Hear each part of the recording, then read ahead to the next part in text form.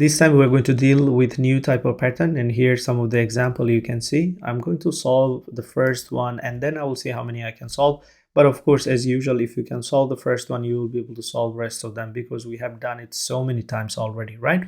So let's try to understand the first one and then we will start coding. Okay, so here I'm going to paste the first one. Please try to focus whatever I'm explaining here. So I can make it a little bit bigger for you so that you can see well. So first of all, we're going to take the user input for the row numbers. And here I'm going to say, let's say if the user give us 3, that means we need 3 rows, okay? So let me just create 3 rows here.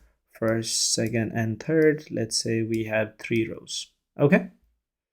And inside those 3 rows, we need column number. Of course, you can see there are 3 columns for the last one. So here the column number depends on the row number. For the first row, there is 1 column. For the second row, there is 2 column.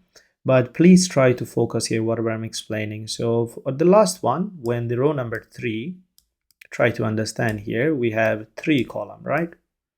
When there is row number 2, then we have only 2 columns.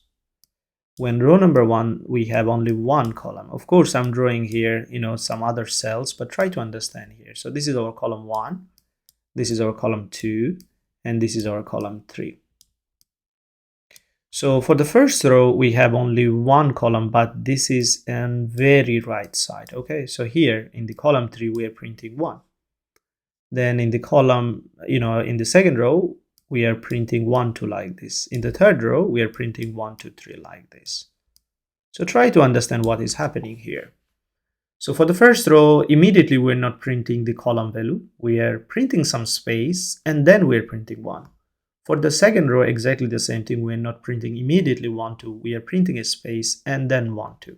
For the third row, there is no space. We are printing 1, 2, 3.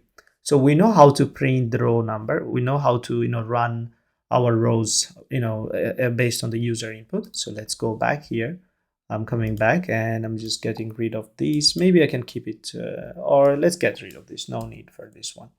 And also let me just get rid of this so that you can focus really well here. So these parts are for validation. I'm not going to repeat because in last few videos we've been using this code. So let's move on to the main part.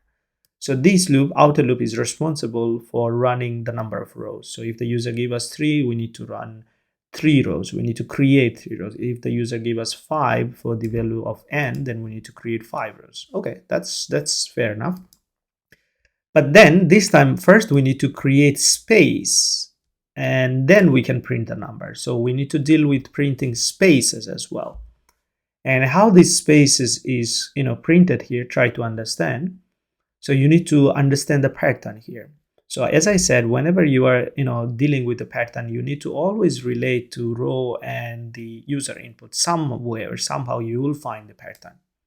So as you can see, if we subtract the row number from the value of n, then we can find out the number of space we need. So 3 minus 1 will be 2 space, 3 minus 2 will be 1 space, 3 minus 3 will be 0 space. So for the space, we need to run the loop and the loop will run until n minus row. So let's do that. Here I'm going to copy and paste this one for now. And the inner loop, again, let me just comment this part and focus on this one. So this is responsible for printing space. Let me just use small letters, printing space. And what was the condition for us in this case? N minus row. And this will give us the spaces that we need to print. So let me just, give some space here. Just 1 space is more than enough. That should be all. Okay, fair enough. So this one is responsible for printing the space. And then after printing the space, we need to print the number. So this number, at first we need to print 1, and then we need to print 1, 2, then we need to print 1, 2, 3. So here the column number depends on the row number. As you can see, for row 1, there is 1 column. For row 2, there is 2 columns. For row 3, there is 3 columns. So, okay, there are 3 columns. So column number depends on the row number. And therefore, this is perfect for us in our case. And we can print the column value this time. That should be all actually.